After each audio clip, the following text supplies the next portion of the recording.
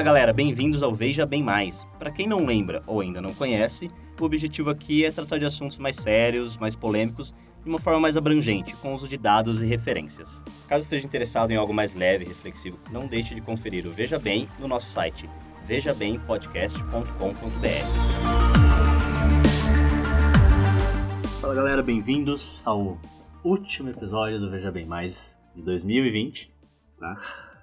O último de sempre? Não, provavelmente não, esperamos que não. Esperar terminar o ano primeiro. Vou esperar terminar o ano, ver o que acontece aí. Mas... Você já viu esses memes aí de que quando dá dia 31 do 20, o próximo aparece dia 1 do mês 13 de 2020. Nossa senhora! Esse ano só vai acabar quando acabar o vírus. Não quero nem saber. Mês 13 pode ter mais um VB+. Né? Vai saber. Bom, mas nesse clima de encerramento. Possível encerramento. Encerramento do ano, encerramento total, não sabemos. Assim como a vacina, só a esperança. Só a esperança, exatamente. Capaz do ano que vem a gente tá aqui com 3 braços. Aí a gente, quem sabe, grava um vídeo pra vocês. Vai ser interessante, hein? Meu Deus, não quero ver. Não, deixa, volta, pelo amor de Deus. Enfim, agora nesse clima de encerramento aí, a gente resolveu falar sobre algo sobre um episódio aí que temos que resumir de certa forma. Um episódio, uma série. Uma série, na verdade. O episódio em si hoje é sobre uma série que vai resumir bem o nosso Veja Bem aí, o nosso Veja Bem Mais. Pelo menos a ideia que a gente tem aqui. Mas, bom, a ideia não foi minha, a ideia é do César.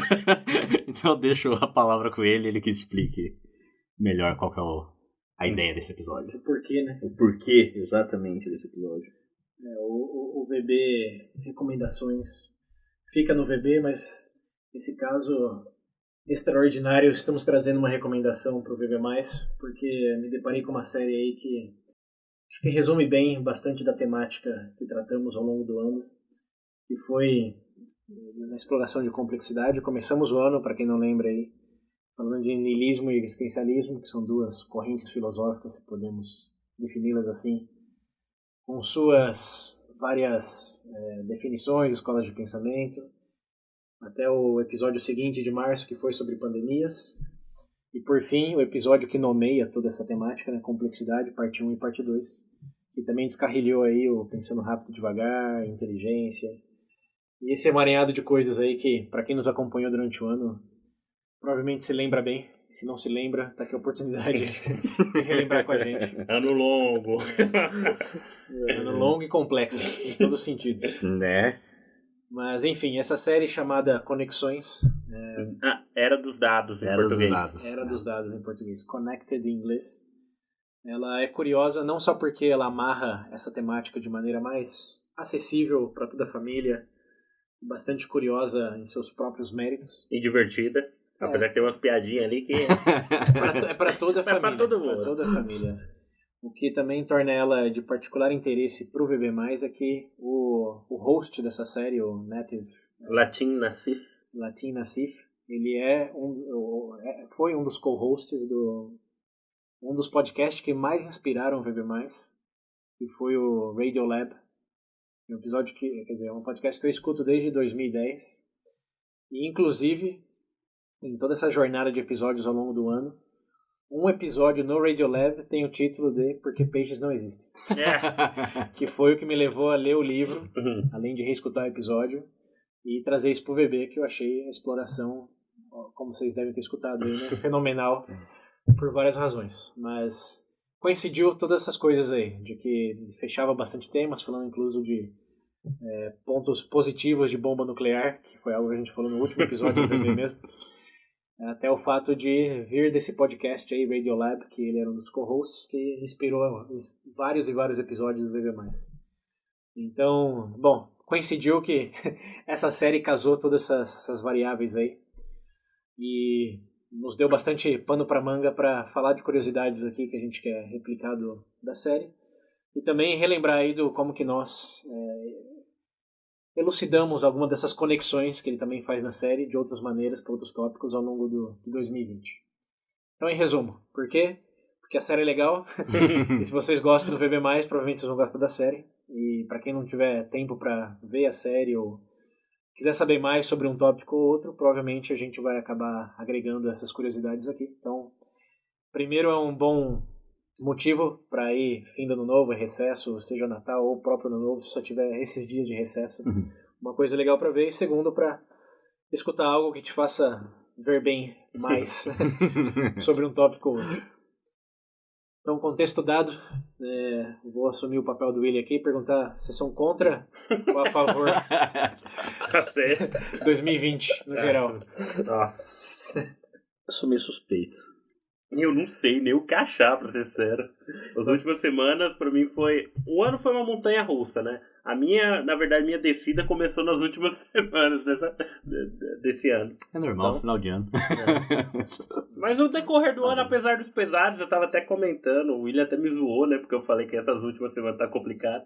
Mas no ano como um todo, bom, teve algumas dificuldades, óbvio, pra todo mundo.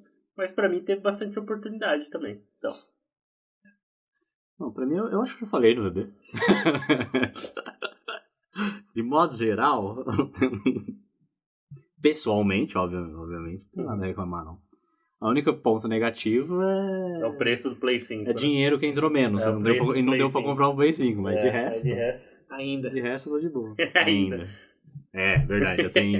Do momento dessa gravação, tem 28 dias. Muita coisa pode acontecer. Isso aí. Papai Noel pode chegar ainda, né? Isso aí. Papai Noel desse ano, eu acho que ele não vai vir presente, não. Vai vir Fala morto. aí, Papai Noel, Papai Noéis, Mamãe Noéis, padrinho.com.br. Pra gente poder comprar, né, os presentes de fim de ano. Agora, com a grande inovação do Pix, o Pix foi uma boa notícia pra 2020. É verdade. Isso é uma boa. Ah, boa. Minto, porque agora quando alguém me transfere alguma coisa, sempre vem um insulto junto. Aconteceu mais de uma vez comigo. Acho que o problema é quem tá transferindo pra você, né? A tecnologia em si. Não, mas eles deu abertura pra isso. Esse é o aspecto negativo pra mim. Ele tá sendo insultado até pelo banco agora. Eu tirei um print recentemente, aí eu pensei, é uma conquista na minha vida, eu consegui ser insultado pelo Pix, né, que eu recebi, eu acho que é uma nova conquista. Não. Não sabia que dava pra insultar, vou te mandar um dinheiro já. Bom, e para os ouvintes que querem insultar o Pedro, qualquer um da gente, desde que seja com uma doação. Exatamente. Quer xingar, xinga, mas doa. Xingamentos serão bem-vindos na proporção da quantidade enviada. A gente até lê aqui depois, se quiser. Aquele Min Tweets, né, do Jimmy Kimmel. Exatamente. Min doações, CVB. Pagando, não lê sem problema. Mas nosso código aleatório tá aí no link, nas referências. Não precisa de nada, só desse código aí vocês já podem doar, e vai aparecer os dados lá da conta serem encaminhada. E bom, se vocês quiserem bater um papo, a gente agradece. Se não, quiser doar anonimamente, vocês aí, tipo Bill Gates... Se estiverem escutando em português e quiserem fazer doação anônima. É verdade, os ouvintes aí espalhados pelo mundo. Isso. Dá um euro. Um euro pra mim. É verdade, você que tá ouvindo de fora do país, você que recebe em dólar, nossa, pode ser, ó. Se você quiser $10. Mas eles não conseguem fazer o Pix, né? Tem que ser uma transferência internacional. Um pouco diferente. PayPal, né? Não dá? PayPal sim, mas aí já não entra no Pix. Estamos falando do Pix aqui. Eu tenho PayPal, passo pro meu PayPal. Doações internacionais, contate pelo WhatsApp e damos um jeito. Em Libra, por favor. Se tiver no Brasil ou tiver conta no Brasil, tem o nosso código do Pix aí. Toda doação e xingamento. Bem-vindo. Principalmente a doação acompanhada de xingamento. Nossa, é perfeito. Serão bem recebidos. Aí dá pra ressuscitar o VP menos. Isso aí. Mas, bom, esse parênteses fechado, eu queria dizer que da minha perspectiva, 2020 também foi seus altos e baixos aí, mas eu vi uma grande oportunidade para, não querendo forçar muito no título da série, fazer novas conexões. E eu conheci muito material multimídia que eu tenho certeza num ano mais normal, digamos assim, provavelmente não teria conhecido. Eu fui obrigado a ver algumas coisas no Spotify, por exemplo. Era uma plataforma que para mim nem existia. Então aí eu já descobri algo que até eu recomendo no VB Mais Recomendações, que no VB Recomendações, quem não conferiu ainda. Tá lá essa surpresa. Além de mais oportunidades também para ver aí conexões da globalização, né? Como que a gente começou, acho que foi 2019, nosso primeiro episódio foi Coisinhas que Mudaram o Mundo. E fomos bem assertivos em dizer que não é só uma coisa que muda o mundo, né? Uma extensão de coisas. Mas aí a piada desse ano é Se alguém te dizer que uma pessoa não consegue mudar o mundo, fala pro cara que comeu a sopa de morcego lá na China. Olha. I have the power. O melhor contra-argumento daquele episódio que já tivemos até hoje. Então é esse tipo de realmente ver como o efeito dominó hoje é bastante bom, qual é outra palavra, né? Bastante conectado, né? Uma coisa lá no sul da China, o mundo inteiro realmente parou. E apesar de ter os efeitos aí de cascata, que alguns países sofreram menos, outros mais, a gente vê que realmente não estamos em ilhas em nenhum sentido. E essa série, com esse título em inglês, pelo menos, Conexões, é uma boa cereja no bolo pra fechar a botar o temática. nome. Era dos dados. Também. Já viu a tradução de filme para português? Versão Herbert Richards. Mas enfim, fechado esse contexto aí pessoal e reflexão, vamos entrar na série. A série tem 6 episódios, cada um tem acho que 50 minutos. Uma série bem curta. E cada um tem sua temática. Não queremos spoilear nada pra ninguém aqui, mas em grandes linhas, acho que o primeiro fala sobre, aí me ajudem aí. Que monitoramento, vocês, primeiro. Monitoramento, né, que dá pra acompanhar. O bom dessa série é que ela serve como também acompanhamento pros episódios do VB, né? Sim. Vai um episódio dessa série com acompanhamento do VB número X. O primeiro episódio então eu falei, nossa senhora, não é possível. Esse de monitoramento, né, fala do... Bom, resumidamente ele explica um pouco ele dá uma pincelada no campo aí, envolvendo no primeiro momento a questão de inteligência artificial. Ele também menciona alguns cenários de reconhecimento facial. Inclusive, para quem aí está procurando um amor e etc., tem uma curiosidade bem interessante em relação ao Tinder desse episódio. Então talvez você descubra um pouquinho aí da questão dos seus matches. Obviamente eu não sei se seria interessante falar o que é exatamente para não tirar a mágica do episódio. Deixa só uma pista, né? É. Pode ser que tenha a ver com um certo ranking. Mas tem ideia que talvez não seja tão natural quanto você pensa aí, né? Que acontece a química da coisa. Assim como a gente falou no episódio VB Amor. E se quem você vê no aplicativo ali, você tá achando todo mundo feio, meu amigo? Olha, assiste o episódio aí pra você saber o porquê disso. Tem várias analogias de futebol, né? Que você acha ali. Mas o episódio monitoramento, o nome já deixa claro do que se trata. E esse acho que é o mais, digamos, da minha perspectiva, é o que mais... É o mais manjado, entre aspas. Todo mundo já pensou um pouco. Porque é algo que já tipo, pra quem viu até aquela série do Netflix também, do qual que é as redes sociais. As redes sociais. O dilema das redes, né? Mas tem um aspecto que eu acho que é interessante mencionar. Não vejo como spoiler, porque é uma curiosidade histórica mesmo, que isso daí, todo esse processo de, não monitoramento, mas reconhecimento facial, etc., que eu achei interessante foi vir desde a década de 60, né? A primeira menção, na verdade, é um trabalho da CIA. É uma pequena curiosidade aí, só pra... Mas o que eu achei mais... acho que o que foi a maior novidade pra mim desse episódio é a questão do... Achei até que o Pedro ia falar, que era o negócio dos pássaros lá. Como a migração dos pássaros... Dos dados? Monitoramento. Primeiro do monitoramento. É verdade. É dele. É que eu não lembro como é... que eu achei. Esse foi a parte que foi mais surpresa pra mim, que era algo que eu realmente não tinha nenhuma ideia. Os outros a gente, que nem vocês falaram, já pensava de certa forma. Pra dar um pouco mais de contexto pro ouvinte aqui, a ideia não é repassar episódio a episódio. Não é review aqui. Não que lembrar o que nos surpreendeu mais aí em todas essas temáticas, como se conecta ao que a gente falou durante o ano. Então, monitoramento não foi esse ano que a gente falou, mas em termos de inteligência artificial, em termos de match, até para como colocar relações românticas em uma equação, isso está tratado nesse episódio. Na verdade, tem uma coisa que me incomodou muito, isso me incomodou de verdade, porque quando a gente fala, até para o ouvinte, quando a gente fala de monitoramento, a gente sempre pensa no aspecto mais físico, tipo, alguma coisa te filmando. Só que com o conteúdo apresentado nesse episódio, dá a entender que existe uma janela até para interpretar sentimentos e emoções. Então, é um passo a mais do que aquilo que a gente está acostumado. Porque a gente fala monitoramento, reconhecimento facial, a primeira associação que você faz é simplesmente de foto e tal. Mas tem um fundo ali a mais, entendeu? Ele dá um primeiro passo nessa discussão para colocar talvez esse aspecto mais aprofundado da coisa. Não é só, saber quem é você. É só te reconhecer fisicamente. Mas emocionalmente, talvez no futuro, como por inteiro, né? Uma coisa que enquanto eu vi esse episódio eu lembrava de pessoas que falam que não quer ter um Alexa da vida, essas coisas, porque falam, não, um aplicativo vai estar sempre me escutando ali. Meu amigo, esse é o menor dos seus problemas. Né? Vai ser só mais um, na verdade. Vai ser só mais uma forma de ter os seus dados fala aí. que não quer tomar vacina pra não ser hackeado, né? O celular no bolso. Então. Mas esse dos pássaros é um ponto que não entra necessariamente na tecnologia, então, que é interessante, né? Conta um resumo aí, William.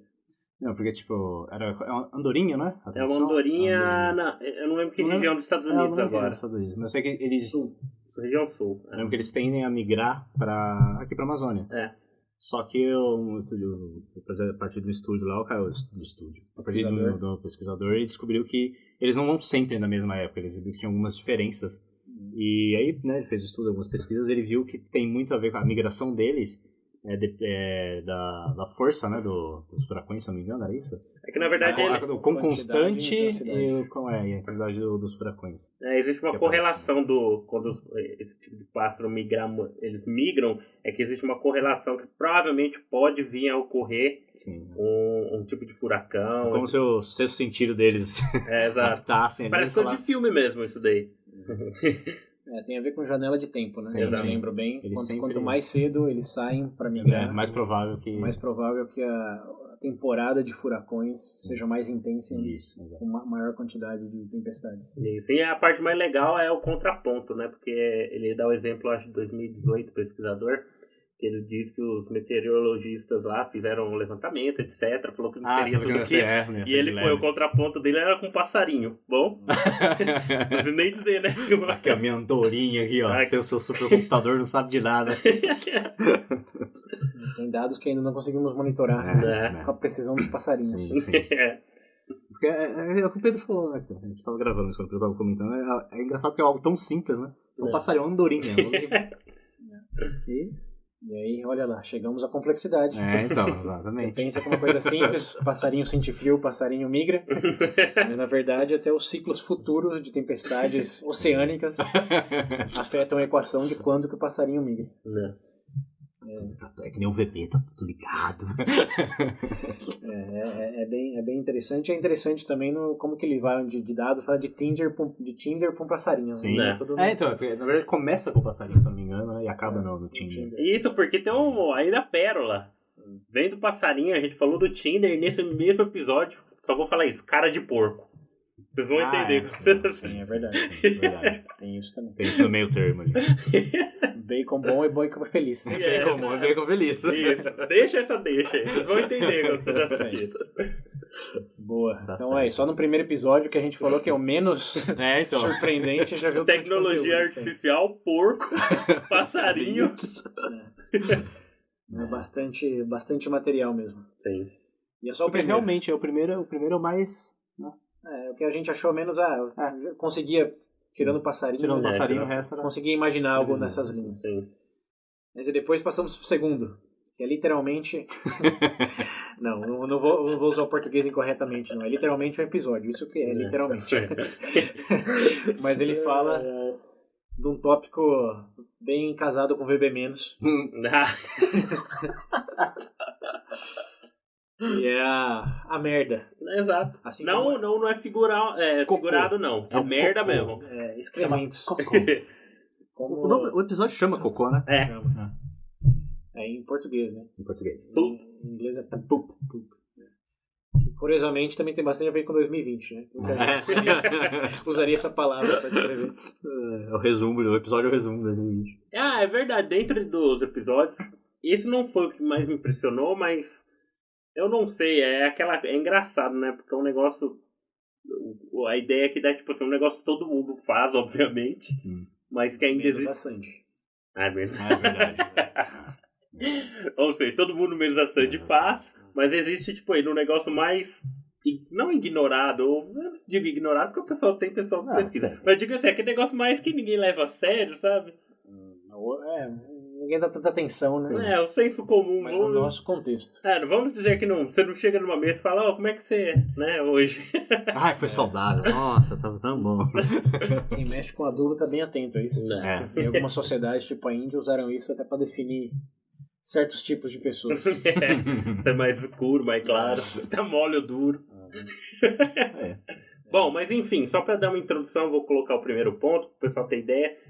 Bom, a primeira coisa que acontece no episódio é o host, né, do programa, o Latim, ele vai até uma escavação em Portugal, se eu não me engano, se não foge a memória, para buscar restos, tipo, para arqueólogos, né? O pessoal arqueologista pesquisando e eles encontram lá uma merda com mais de 40 mil anos. Mas, tudo bem, encontrou. Mas a parte interessante é o seguinte, que a parte... É que fede ainda. Não, a parte mais interessante é que, tipo, você fala, bom, vamos lá, tudo bem, encontrou, e aí? E aí que, através daquilo, eles conseguiram determinar, que, me corrijam se eu estiver errado, que a própria alimentação do homem, eu não sei se é o Neandertal, no caso, eu não sei se eu não lembro quantos anos eram. 40 mil anos. Ele tinha uma alimentação, como eu posso, não digo mais saudável, mas vamos dizer que ele tinha balanceado. Um metabolismo mais... Como eu posso equilibrado. dizer? Equilibrado que o nosso. Um indivíduo de 40 mil anos atrás, que comia literalmente tudo. Carne e mato, né? O que ele matava e o mato que ele achava. Isso que ele comia. E algumas pedras, né? Vai saber. Vai saber. Dá pra traçar 40 mil anos, na mesma época da flauta. O cara cagava tocando a flautinha. Então. Eu já tinha música ambiente. Tinha música ambiente. O cara entra no banheiro e tem um cara de flauta sentado do lado. Pra quem não entendeu a referência, VB Música. Isso aí. Vai dar pra fechar a conexão. Mas esse episódio tem essa questão de nutrição, né, histórica. Sim. Mas pra mim o ponto que mais chamou a atenção é a questão os medicamentos que consumimos, com isso, pela rede de esgoto e etc, acaba... verdade. Resumidamente, o sistema de esgoto de uma cidade é como se fosse um intestino. Se a cidade fosse um ser humano, a rede de esgoto seria o intestino dele. Obviamente, né, fazer uma análise de...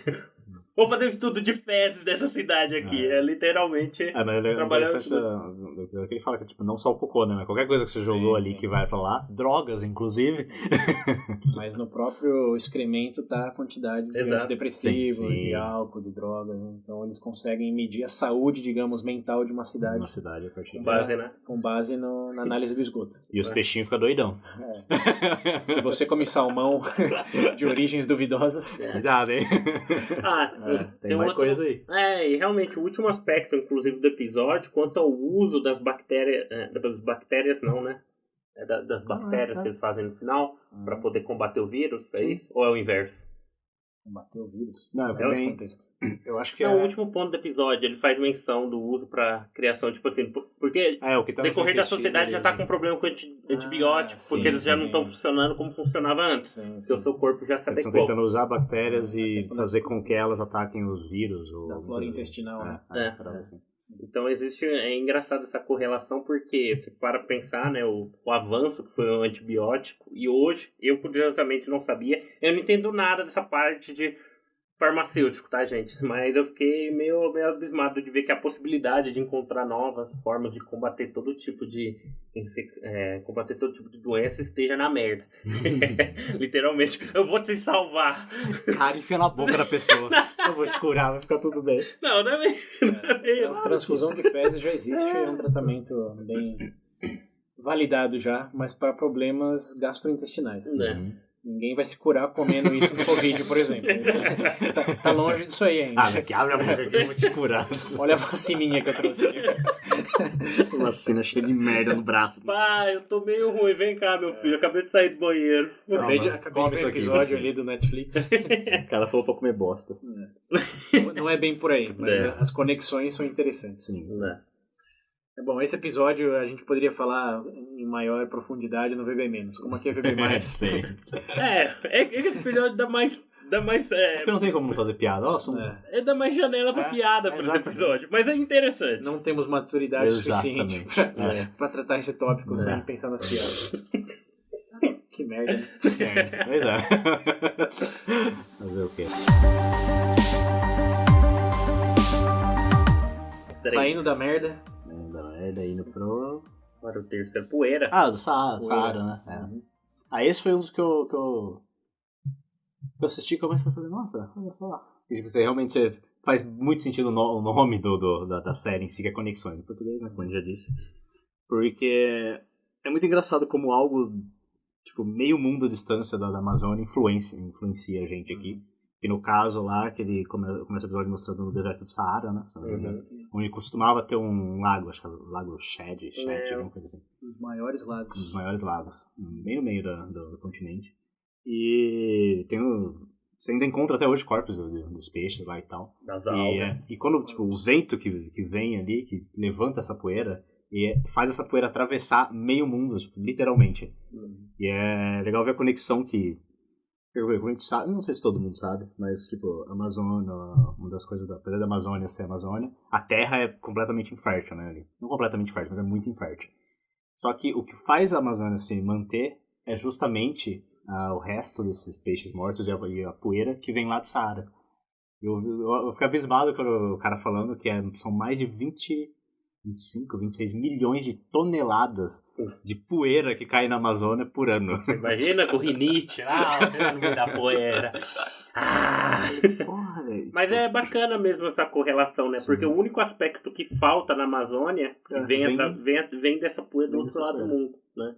Então, e não só isso, né? Também, como eles falam que muitas das plantas aquáticas tem alguns nutrientes que elas precisam que não tem, né? Embaixo da água. E graças a esse pó que cai no mar, no meio do caminho, ele consegue se nutrir disso. Tem até a própria correlação do oxigênio, por exemplo, os plânctons no mar se alimentam desse tipo de material que produz o oxigênio. Acho que mais de 50% do oxigênio do mundo, né, que a gente respira, vem do mar. Falam que a Amazônia é o pulmão do mundo, mas na verdade é o mar. É o mar.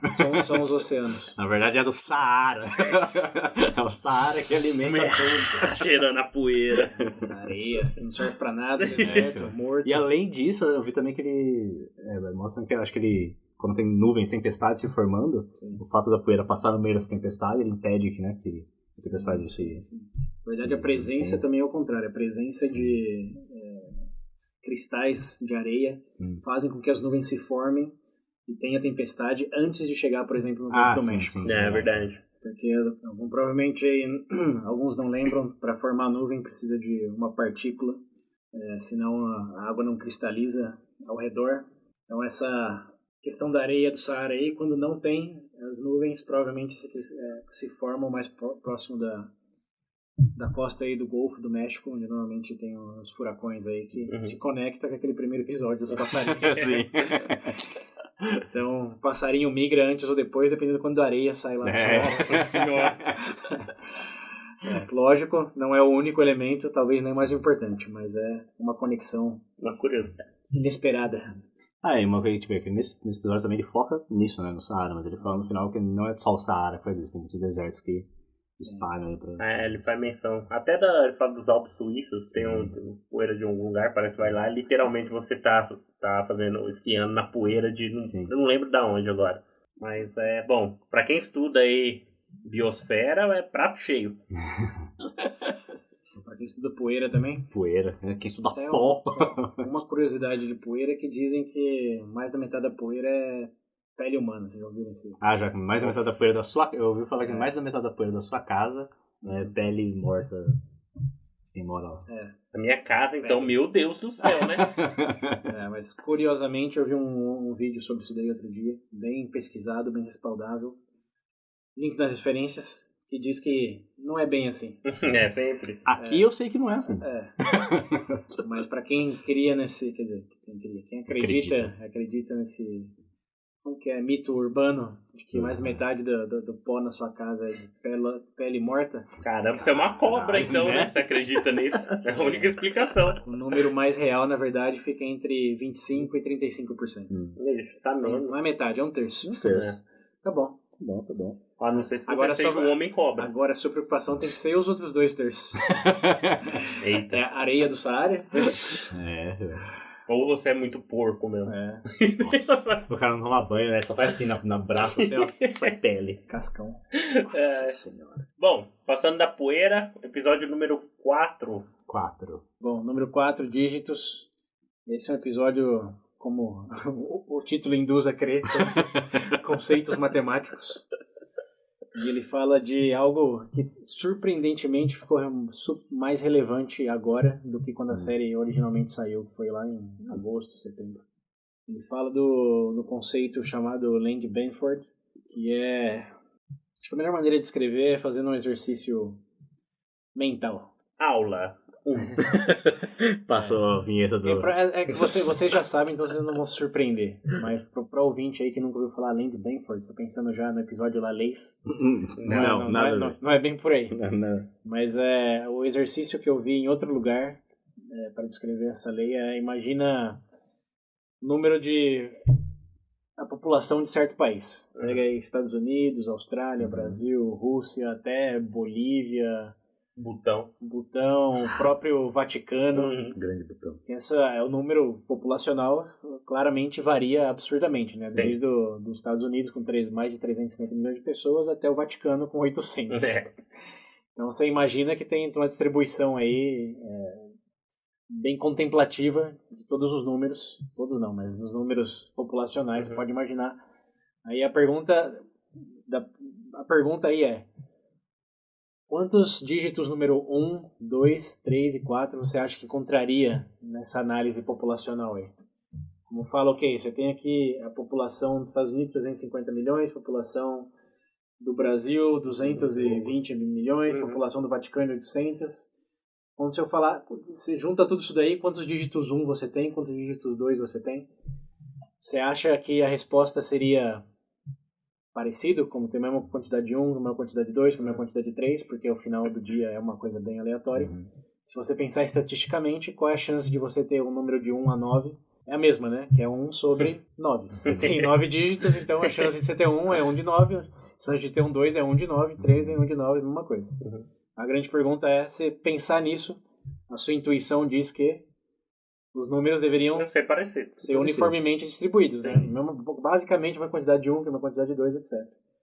Mas, porém, contudo, veja bem, não é isso que acontece. Além de Benford, atesta, e aí não é uma questão de descobrir ou formula, ela atesta, que é uma coisa que é observável não só para a população mundial, mas qualquer outra grande distribuição numérica em grandes escalas. Dá um exemplo, por exemplo, até em imagens, pra você ter ideia, medindo em pixels, esse tipo de coisa. A gente chega lá, mas para ficar mais fácil, vamos focar em populações. A quantidade de número de dígito 1 é de 30% em toda essa distribuição, enquanto que a quantidade de dígito 2 é de mais ou menos metade da do 1, que é ao redor de 17%, ou 56%, para ser mais preciso. E a quantidade de número 3 é de 12%. Você vai reduzindo proporcionalmente a quantidade de dígitos que você encontra em qualquer grande distribuição numérica em grandes escalas, ou diferentes magnitudes. E isso é uma palavra-chave aqui, magnitude. Estamos falando desde milhões até centenas, como é o caso aí dos Estados Unidos versus Vaticano. Então, se você pegar essa distribuição aí, essa combinação, você vai encontrar 30% de todos esses dígitos aí vão ser 1, 17% vão ser 2, 11 ou 12% vão ser 3, e isso vai baixando gradualmente. E aí você pergunta, como assim? How? Por que a quantidade de números 1 no mundo vai ser maior do que a quantidade de números 2, que vai ser maior do que a quantidade de número 3? E a resposta maravilhosa para isso é... Não. Ninguém sabe. Ou melhor ainda... Só é assim. E o problema disso é que isso quebra um pouco a perspectiva daquilo que todo mundo acha que tudo é aleatório, que tudo é caos. Se você automaticamente tem uma verdade constante, você pode chamar? É uma constante, né? Em matemática existem várias constantes, mas essa distribuição ela é particularmente interessante porque não estamos falando de, por exemplo, o π, que é o diâmetro dividido pelo raio, etc. Você está falando de... Qualquer coisa. Você está falando de população, você está falando de... Qual foi o outro exemplo? Ele dá o exemplo das imagens de páginas, número de páginas. Na verdade, essa lei foi descoberta aí quando um astrônomo estava vendo que a quantidade de páginas gastas num livro era sempre maior nas primeiras páginas do que nas últimas páginas. E ele se perguntou, mas por que todos os livros vão ter igualmente uma quantidade de páginas, as primeiras páginas mais usadas do que as últimas? E as primeiras páginas, como vocês sabem, são página 11, 12, 13, 14. Então essas páginas de livros estão sempre mais desgastadas do que páginas 20, páginas 30 e assim gradualmente. Foi assim que ele descobriu Porque para o livro você pode até falar, tudo bem, você começa a ver que é chato e chega no final. Mas como que você justifica isso para população, para distância, até para distância interplanetária? Você fala qual que é a distância mais comum no sistema solar entre planetas? O número de distâncias, seja em quilômetros, em milhas, unidades que você colocar, vai ter muito mais 1 do que 2, do que 3, do que 4. E o grande pegada aí, o grande elemento, veja bem, a nível governamental, é que quando você declara seu imposto de renda, os dígitos que o governo recebe de renda declarada seguem esse padrão do Benford Law, da lei de Benford. Então o governo espera receber 30% de todos os números que ele receber, espera que fique ao redor de 30%. Os dígitos, e de 2, 17%, e seguem quase que à risca isso. Então, quando eles recebem algo que fogem disso, já tem um algoritmo, e eu não estou falando de Brasil, não estou falando dos Estados Unidos, estou falando que, no geral, ele diz lá na série, Estados Unidos é mais secretivo com isso, mas a Europa, eles abertamente falam que usam isso. Você consegue descobrir... Dá um flagzinho que tem algo errado. Tem um índice de fraude. Por exemplo, aquela empresa Aeron aqui no Brasil, que implodiu nos 2000, não sei quem que... Escutando o VB+, aí vai se lembrar disso, mas foi um dos maiores desastres corporativos dos anos 2000 para frente, da história recente, que eles declararam lá bilhões e bilhões em receita e lucro, e depois descobriram que os livros estavam, como que é, cooked, cozidos, estavam maquiados. E como que eles descobriram? Bom, um grande alerta foi... Estava tendo muito dígito 7, muito dígito 8, muito dígito 9 em tudo que eles estavam apresentando. E isso não seguia a curva de Benford, que diz que tem que ter uma distribuição aí inversamente proporcional. Não há como escapar do grande monstro da receita. O leão vai comer você. Então, assim, vocês já ouviram, então vocês já estão meio... Sim. Mas pra quem escuta isso pela primeira vez, é uma coisa realmente meio que absurda. Né? Isso daí eu acho que a pérola de toda a série é esse ponto. Porque os outros, o monitoramento, até o da poeira, você pode pensar em biosfera e tal. Esse é o único que, tipo assim, beleza. Isso se encaixa literalmente É legal porque tudo que ele coloca. Todo exemplo que ele colocava funcionava. E você acha que funciona? Você pensa, não, funciona. Na música. Na própria música. A quantidade de repetições de notas, eles fazem menção. Deixa eu pensar outro exemplo que eles falam. Eu falei da imagem. Vamos falar do esporte. Do esporte, sim. Também. Desempenho de atleta. É bizarro. E, obviamente, o das eleições, você ia comentar. Que esse é o exemplo que fez todo o tema relevante.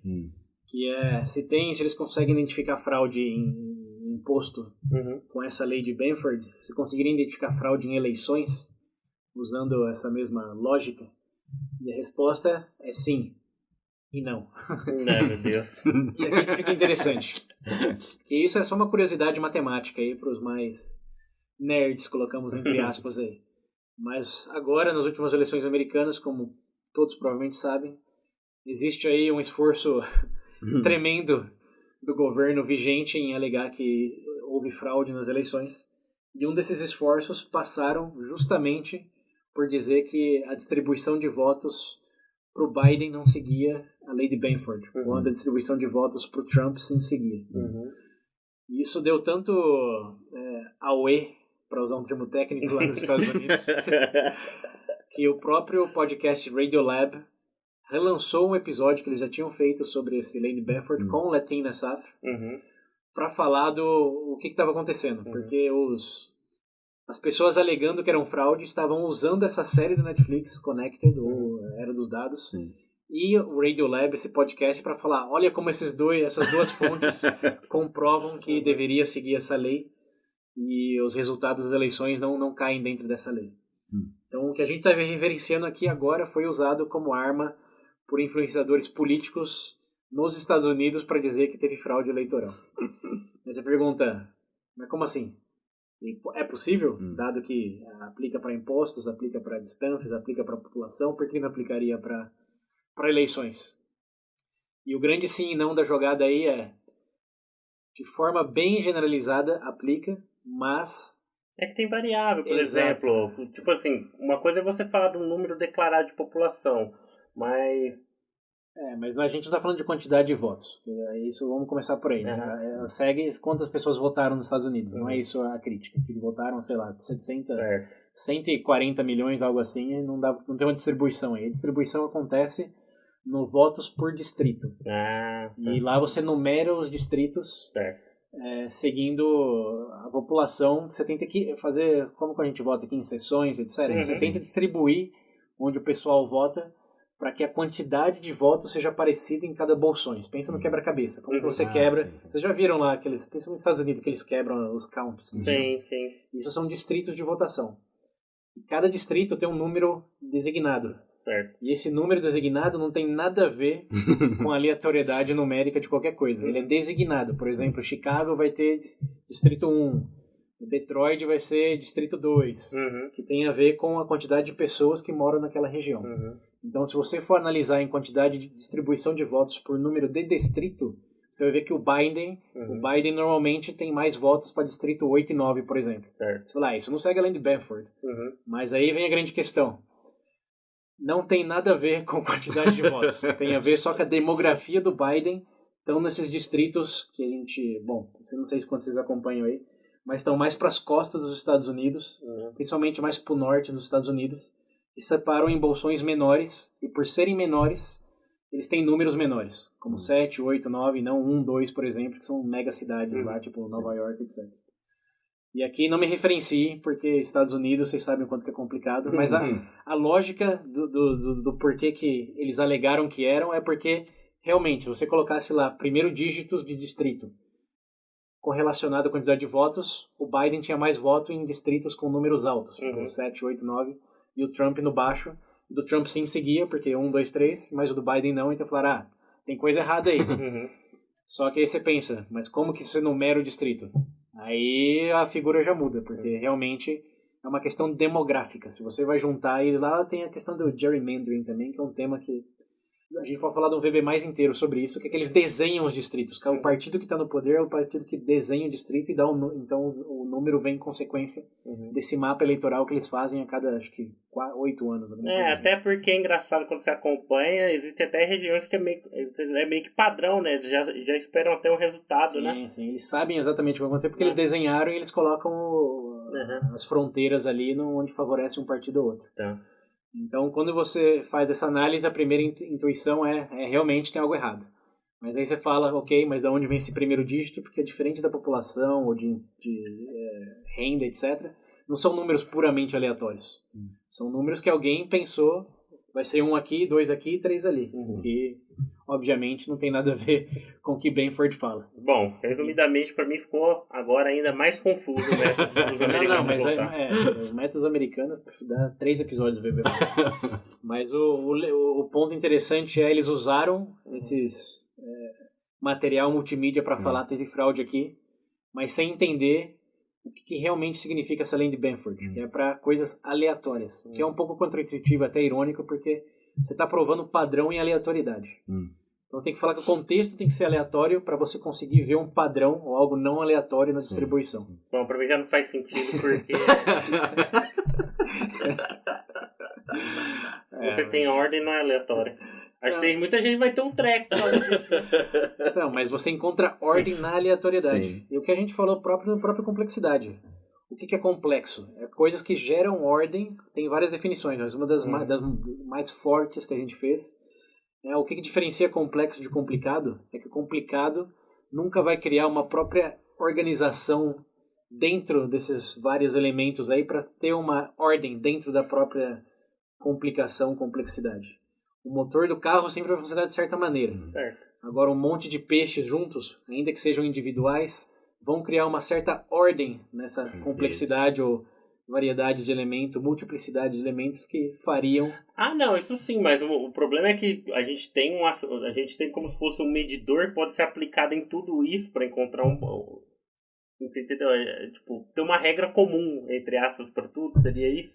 Se é verdadeiramente aleatório, sim. Mas é claro que você entra numa complexidade da complexidade.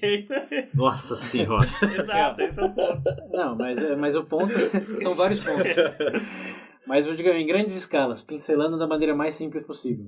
Se o número for verdadeiramente aleatório em largas magnitudes. A gente Se você falar, vamos medir, por exemplo, a altura. A altura humana é algo que não segue o Benford Law. Porque estamos falando entre 1,50 m e, sei lá, 2 metros, para pegar 99% da população mundial. Então você está falando de intervalo aí de centímetros. A magnitude é essa. Então, óbvio que vai ter muito mais uns, porque todo mundo tem 1 metro, do que 2. Então, a lei de Benford aí não faz sentido nenhum. Agora, se você pegar população, distância, renda, coisas que variam do R$1 a R$1 bilhão, aí sim, essa magnitude, essa aleatoriedade abarcativa, você vai encontrar essa linha matemática, isso. Que não é só matemática no sentido de dígitos, dá para você encontrar na própria relação da linguagem, por exemplo, que era algo que a gente falou no episódio, foi da música? No Recomendações, você falou do vocabulário. Que o vocabulário é de 1000 palavras. Depois a gente descobriu com pesquisa que não é bem assim. Mas um ponto que eu fiz, e que sim é verdade, é que por mais que você tenha um vocabulário de 5.000 palavras, você não vai usar 5.000 palavras. Você vai usar 100, 200 recorrentemente. E a maioria dessas palavras são verbos, são eu, você, ele, pronomes. Gíria, tudo gíria. Você usa uma quantidade de palavras muito mais do que outras. Sim. Então é uma questão de distribuição de realmente utilidade e disponibilidade. Se você pegar, por exemplo, quantas vezes a palavra ou a aparece em relação a qualquer outra palavra, vai ser quase na mesma medida que o dígito 1 é usado em relação ao dígito 9. De novo, então dá para aplicar até nisso. E para isso que não envolve dígitos tem até outro nome, chama a lei de Zipf. Z-I-P-F. Essa eu não vi. Ela fala justamente que a quantidade de vezes que uma palavra é usada é inversamente proporcional à comunalidade daquela palavra dentro do próprio vocabulário. Entenderam? Ficou claro? Deus do céu. Transparente. Não, vou dar um exemplo que é melhor. A palavra... Se você usar a palavra o, por exemplo, colocar que essa palavra mais usada em português, a segunda palavra mais usada, tipo a, vai ser metade da quantidade de vezes que o é usado. Então, se você pega um livro e coloca que o foi usado 100 vezes, a palavra a letra A, vai aparecer certamente ao redor de 50 vezes. E a terceira palavra, ou a, o que seria a terceira em português? Não sei, na ou em. Vamos colocar em, vai, só como exemplo, em. Ou e, é uma boa. Se colocar o e vai aparecer metade dessa do segundo, metade do a. Então vai aparecer 25 vezes. E isso é tão verdade que eles fizeram um estudo lá com todo o conteúdo da Wikipédia, mais as outras enciclopédia britânica, mais os agregadores aí de informação da internet, e fizeram para inglês a palavra the, que é o ou a em português, né? Quantas vezes ela aparece em relação à palavra, acho que on, que é a segunda. E deu lá, a palavra the apareceu 181 milhões de vezes nos arquivos da internet. E a palavra on, para dar um exemplo, não lembro se é bem essa, apareceu exatamente metade disso, 72 milhões de vezes. E a terceira palavra, então aí você não está falando de teoria, você está falando média internet, medir. Segue exatamente essa lei de Zipf aí. Que é bem parecida, mas não é uma coisa com essa lei do Benford. Bom, eu acho que isso deu para bugar o cérebro de vocês. Como mencionado, essa de longe é a pérola, eu acho, do seriado como um todo, né? E mesmo na aleatoriedade, você pensa linguagem. O que é mais aleatório e pessoal do que isso? Exato. Se você pensar nessas leis, quase nada, porque você vai usar exatamente o dobro, metade da palavra que você mais usa e 1/3 da palavra que você mais usa. A primeira palavra do Pedro é corno. Quem mais usa. Seu corno. Mas só para fechar o parênteses das eleições americanas aí, tem essa questão, eu falei sim e não, né? Então, não no sentido, como o distrito é numerado artificialmente, não aleatoriamente, não dá para fazer esse estudo. Mas o segundo dígito que eles têm lá da identificação, esse sim é aleatório. Você volta no distrito 1 e você é o número 2, ou você é o número 3. Isso sim é aleatório, tipo placa de carro. Pode ser que o primeiro número seja fixo, mas o resto não.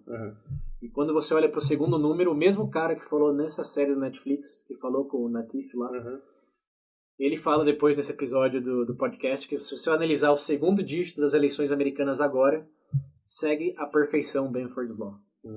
Ele disse que o mais curioso é que nenhuma outra eleição seguiu tanto ali de Benford como nessa. Como que o trauma de realmente ter fraude era tão tão grande dos supervisores, das organizações que estavam administrando a eleição, que eles se esforçaram provavelmente o triplo para garantir que não teve irregularidade.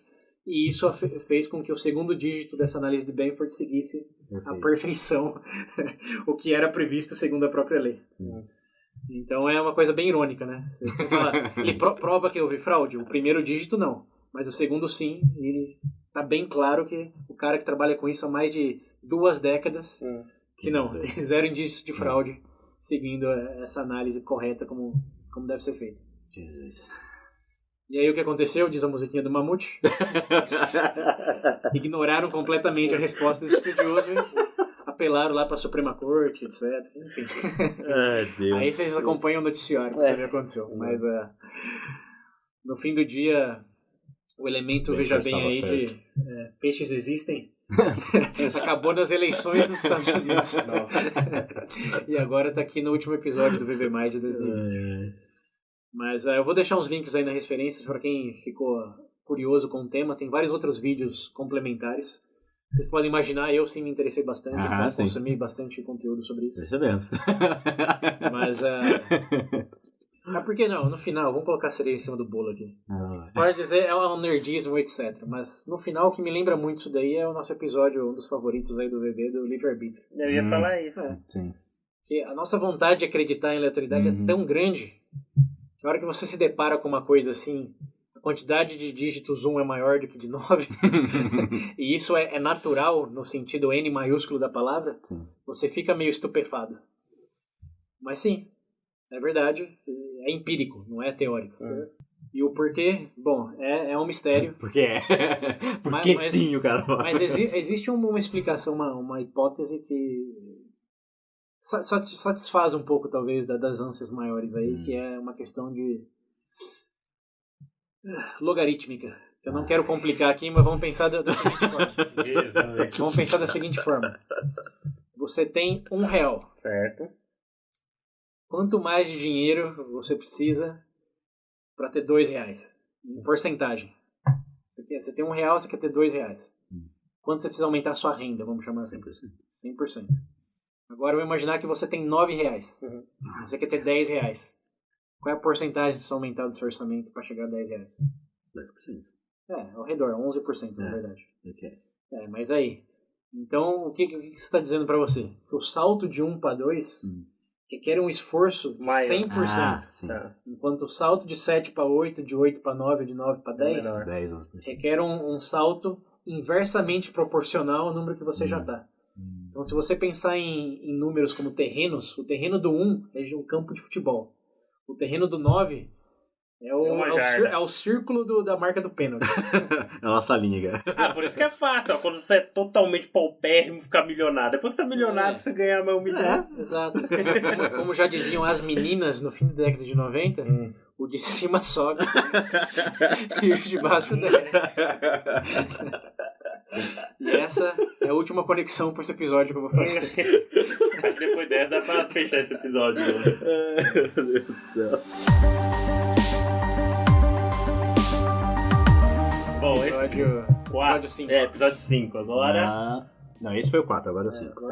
É o Nuvem. Da Nuvem eu não vou lembrar do episódio como um todo, mas resumidamente ele traça um paralelo entre o que a gente chama de nuvem no campo físico-biológico com a nuvem digital. Que na verdade fica, né? Você quer dizer ecológico. Ecológico, perdão.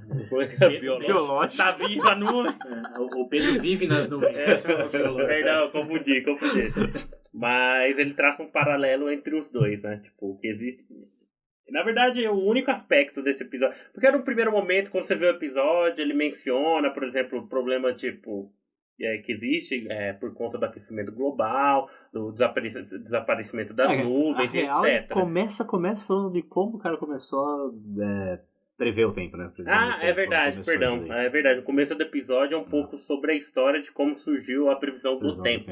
Né? E o quanto ele errava. Faz menos de 100 anos. Exato, é uma ciência recente. A maior curiosidade, sendo um pouco de spoiler já, né? Ah, não tem como fugir, pode colocar. Vocês reclamam que a previsão do tempo não serve pra nada? O cara que inventou a previsão do tempo viu tanto isso Que se matou. se matou no final. Ele errou, ele acertou algumas vezes, mas ele errou tanto e o povo xingava tanto que ele errava a previsão do tempo. Um cara, sem computador. Um cara. No papel e na caneta. E é, Ele falou, chega pra mim. E é engraçado porque, inclusive, tem um aspecto interessante que nessa ciência de previsão de tempo, um dos lá dos responsáveis por confeccionar isso, sem ser esse primeiro, que eu não me... Que é o médico, que era matemático. Que era o médico de guerra, que era matemático. Que ele faz uma menção do sistema que ele tinha construído aí para ser possível fazer esse tipo de medição, etc. É literalmente o que a gente tem hoje com os computadores. Obviamente que ele não imaginava um computador na época, mas a forma como funcionava é literalmente um computador. Ele imaginava que era uma sala com 60 e não sei quantas pessoas, cada um cuidando de uma parte do... Exato. Ele dividia, né, o mundo, assim, em vários quadradinhos, vários setores. Que é como é feito hoje, só que hoje é um supercomputador que faz e não 60 pessoas. 64 mil pessoas. 64 mil pessoas. Mas, resumidamente, o cara, de certa forma, não conseguiu prever, mas vamos dizer que talvez o sonho dele se realizou. Mas uma coisa curiosa que eu acho que também lembra bastante das nossas conexões aí ao longo do ano é que uma das coisas que ele sim descobriu mais do que as outras coisas... Ninguém descobre o tempo, claramente. Mas uma coisa que ele percebeu de maneira que mudou como a previsão era feita é que, assim como as coisas simples aparentemente não são realmente tão simples, ele se deu conta de sempre que ele tentava prever o tempo para aquela cidade, ele errava. Sim. Mas quando ele tentava prever o tempo daquela cidade com as cidades vizinhas, ele acertava mais. Exato. Então a gente olhava para o próprio céu, ele falou, tem que olhar para os céus vizinhos também. Porque o que está acontecendo na outra cidade afeta tanto essa cidade como o próprio calor, por exemplo, a temperatura nessa cidade. Eu acho que tanto o primeiro cara, ele que fazia sozinho, mas eu lembro que ele tinha dividido alguns setores, mas não era o bastante, porque era ali na região ainda da... Então, é por isso que ele precisou operar como computador, porque ele se deu conta de que ele não ia conseguir, com o clima, falar a fronteira dessa cidade daí. Ele tinha que estudar uma área em que estava tudo conectado, e realmente... a temperatura maior lá numa cidade a 100 km de distância podia afetar a chance de chuva com as condições de corrente de ar, etc., no dia seguinte na cidade dele. Então, ele foi naquele momento, não é simplesmente olhar para o céu, é olhar o céu de 100 km daqui, considerando as variáveis. É que o cara fala que ele usou a base do cara, ele pensou em como melhorar isso, como ampliar isso. E a conclusão foi, teríamos que ter um monitoramento global para realmente ter algo mais assertivo. Porque naquela época... possível. E hoje mesmo tendo... Ainda cai, né? Previsão, vai chover, você leva o guarda-chuva. A previsão de melhor previsão de tempo é a da sua mãe. Notem aí. Leva a jaqueta, vai chover. Tá o sol, mãe, que mané chover. Aprendeu com os passarinhos. Aprendeu com a andorinha. Aprendeu com a andorinha. Ela sai de manhã assim, logo de manhã olha pro céu. Mas eu, sinceramente, só me fugiu agora como é que ele faz o link desse conceito de nuvem com a nuvem digital. Porque teve uma curiosidade, eu não vou conseguir traçar tudo, mas teve uma curiosidade em relação à própria nuvem digital que eu nunca parei de pensar. Como a gente está falando de impactos ecológicos, etc., é que todo esse processo, entre aspas, da internet... tem sim o seu consumo, a gente paga isso de uma certa forma, né? A gente está acostumado, eu acho, de enxergar talvez danos ecológicos voltados para aquilo que é mais palpável. Por exemplo, você vê uma queimada, você vê, sei lá, tipo de poluição, fumaça, etc. Mas eles fazem uma menção interessante que a própria confecção, a maneira que é feita, por exemplo, os caminhamentos de internet, pelo mundo, pra quem não etc. sabe, pra quem não conhece, não sabe, a internet é física. Não tá na nuvem, não, tá embaixo d'água, né? Mas é interessante que ele fala que existe um consumo. Se você medir, ele fala, se você medir todos os cabos que passam pelo mundo, dá pra dar 2 voltas na Lua. É isso que eu tô procurando. Não, é ida e volta. Acho que você vai e volta 3 vezes na Lua, um negócio assim. Eu lembro desse primeiro comentário. E num segundo momento eles fazem um apontamento quanto à questão da emissão de CO2. Durante toda essa coisa, que é o equivalente a toda a frota aérea do mundo, se eu não me engano. Então, bom, é muito fácil você olhar lá, né? A pessoa fala, fica andando de avião poluindo tudo. O cara pode apontar o dedo e falar, então para de acessar a internet. Porque gasto de energia, né, da fibra ótica, toda a internet que a gente usa, é 2% da, digamos, conta de luz do mundo.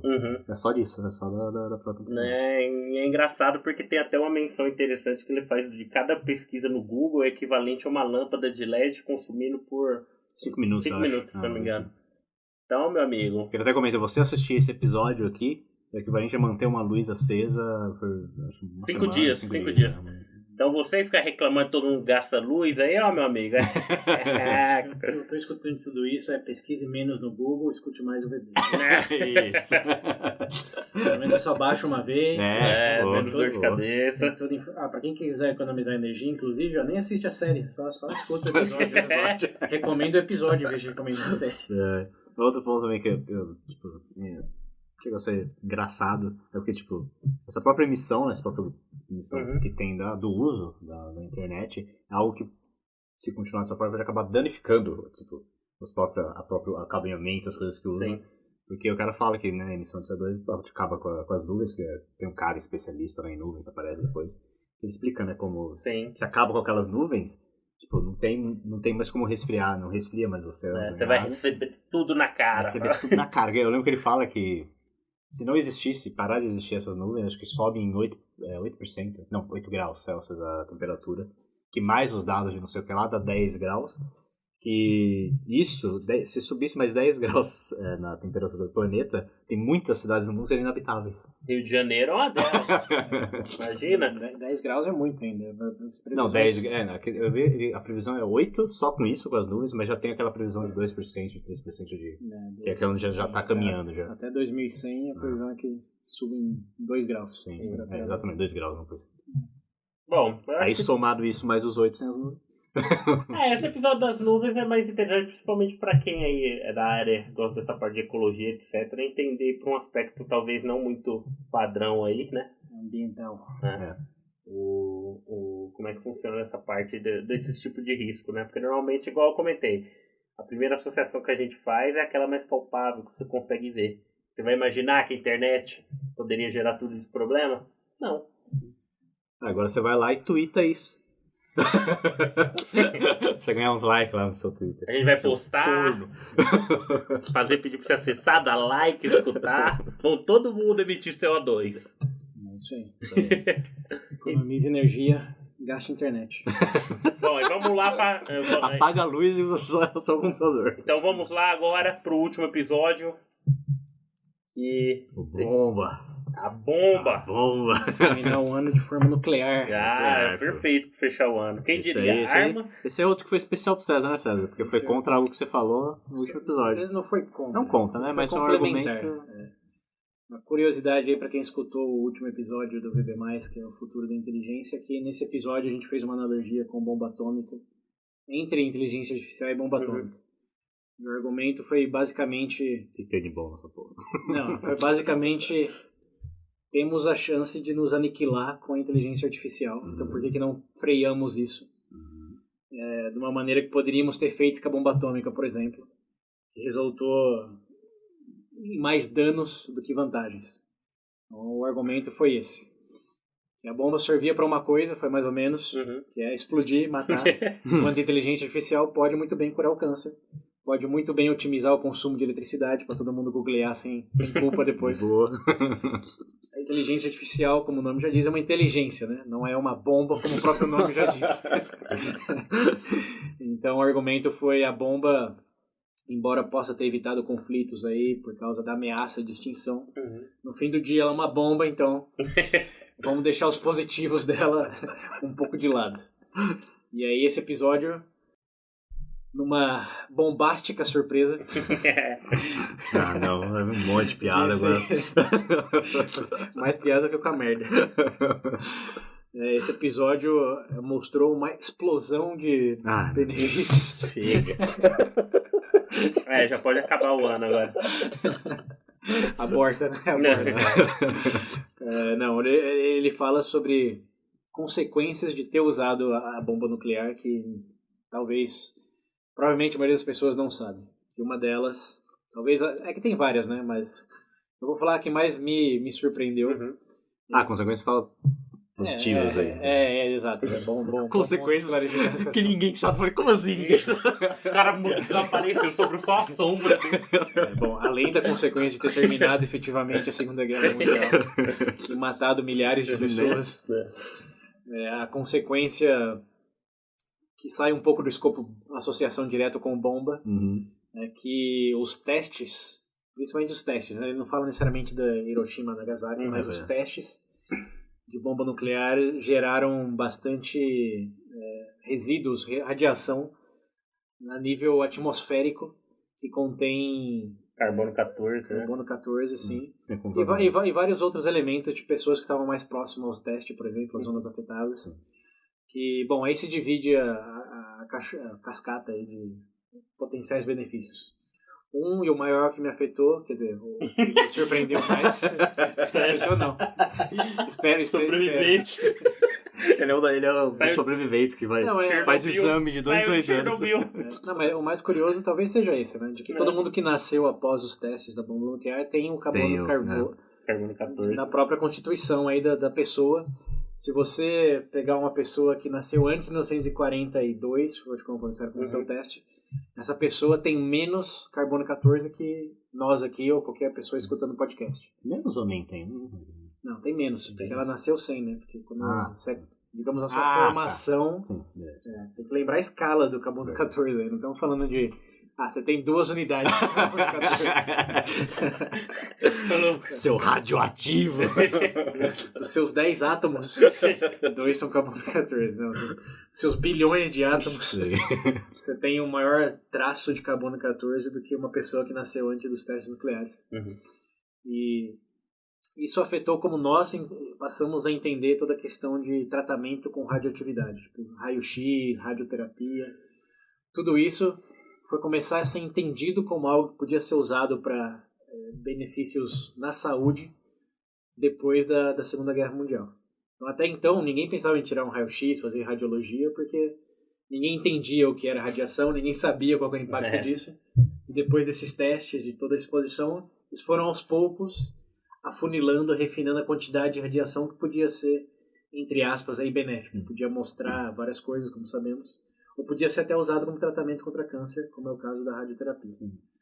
Então, esse foi uma questão que me deixou bastante perplexo de, se não fosse bomba nuclear, teríamos tratamento contra o câncer hoje, radioterapia? Ninguém sabe. Solta mais 2 bombas pra ver o que acontece aí.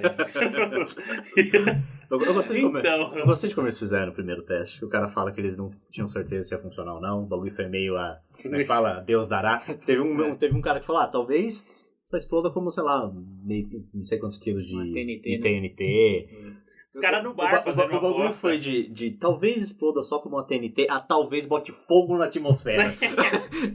E um desses aí, ó, nesse meio aí... Casa de aposta, quem cobrisse isso aí ia ficar bom, cara. Mas não deixa de ser diferente da inteligência artificial. Pode curar o câncer. Pode matar todo mundo. Aniquilar a humanidade. Mas experimenta aí. Vou na moeda. Sem humanidade não vai ter câncer. É tudo questão de contexto.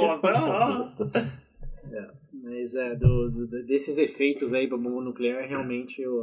radioterapia e outras várias coisas na saúde que envolvem. Mas só isso. Aquele bagulho dos quadros me irritou.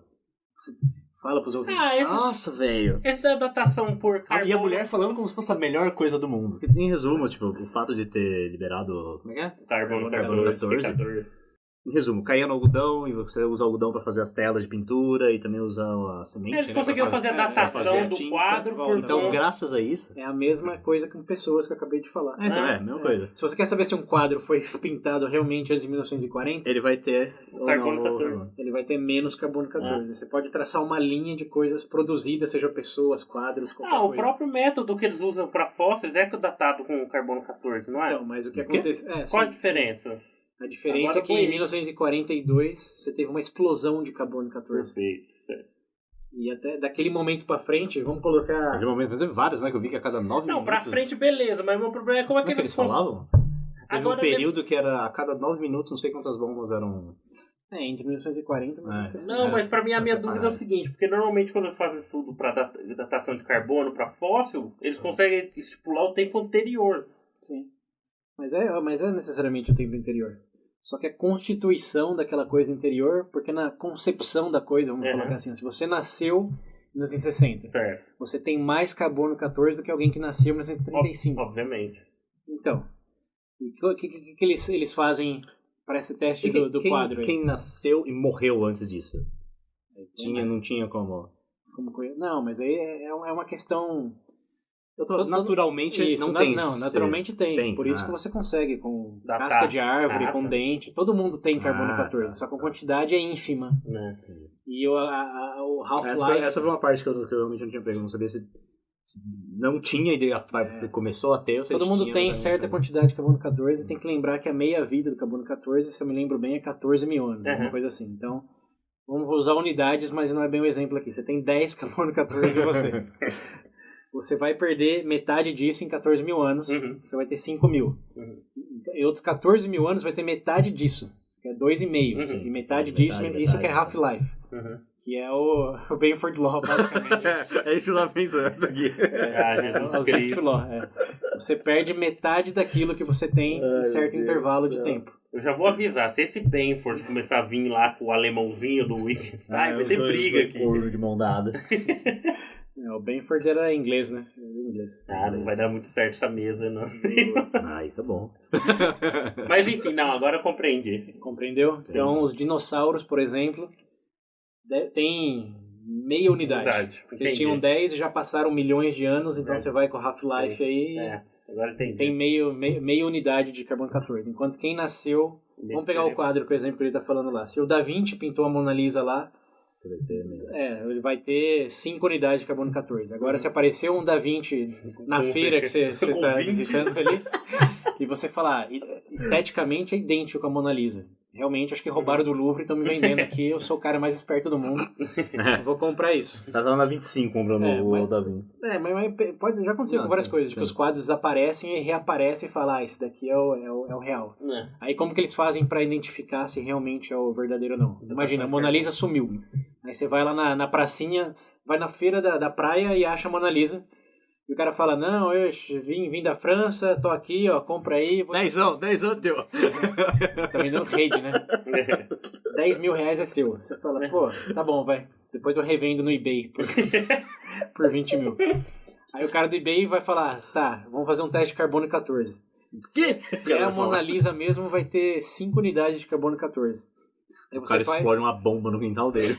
Então, mas aí que tá. Aí você vê o resultado lá, não tem 5, tem 6. Você fala, tem um intervalo aí de incerteza. É discutível. É discutível, tá? Tá 14 mil anos pra frente. E que já não é tão discutível. Então, exatamente. Mas tirando as escalas aqui, depois da Segunda Guerra Mundial, ia ter 8 unidades e não... Independente da era que tá falando, se foi produzido depois... Ele tem que ser equivalente a essa meia-vida sempre. Mas porque já tinha na atmosfera. Sim. Vamos pensar um quadro produzido até... Se você fez o quadro em 1941, ele vai ter 10 unidades de carbono 14 que vai perdendo ao longo do tempo. Se você fez o quadro em 1943, ele vai ter 15 unidades. Assim que acabou de ficar pronto. Porque a radiação afetou lá o algodão, afetou tudo. Tem que lembrar que isso tá no ar, tá na atmosfera. Sim. Não é à toa que você nasce com isso, casca de árvore tem isso, o que você come tem isso. Até o Covid tem isso. Estamos falando de átomos aqui, não estamos falando nem de moléculas. Então, a quantidade de carbono 14 passou a ficar maior em tudo, absolutamente tudo, se foi produzido depois de 1942, 43, 44. Tudo. Só que agora está diminuindo de novo, né? Porque agora não pode mais fazer testes. Não pode fazer testes. Agora já tá ficando difícil. Calma, que é Coreia do Norte e quem sabe o Irã vai resolver isso. A gente vai salvar os artistas. Suas obras não serão roubadas. Bomba! Porque a quantidade disso na atmosfera já passou para os seus ciclos, né? Sim. A gente tá falando de 14 mil anos aqui, mas tem que lembrar que não tá falando de uma unidade. Tô falando uma porcentagem que se decairia em 14 mil anos, então é tudo uma questão de proporcionalidade das coisas. Não é que choveu o carbono 14. Choveu é aquele... Choveu não, né? Que é a chuva do coisa que eles falam que faz aquela... Que deu aquele vidro lá, aquele material que encontrou na Lua. O cristal. O cristal que encontrou na Lua, né? Isso é a primeira coisa que ele fala. Que ele faz uma pequena... Ele reforça aquela teoria de que a Lua foi... do choque lá, Veio do choque dos da... grandes corpos celestes lá, que gerou a lua e tal. Pra quem gosta dessa área de astronomia, é uma curiosidade interessante também. Mas não adianta, eu acho que o ponto principal desse episódio é pelo menos pra mim, foi esse sentido da datação de carbono mesmo, curiosidade. Tudo mudou depois da primeira bomba ser detonada. E as outras tudo vai mudar depois da primeira inteligência artificial ferrada aparecer, vai mudar também. Top. Já tá mudando, né? Já tá mudando. Demos bons exemplos aí no nosso último episódio. Quem não conferiu ainda, aproveita os recessos da vida aí pra maratonar os episódios e conectar cada vez mais as coisas aí.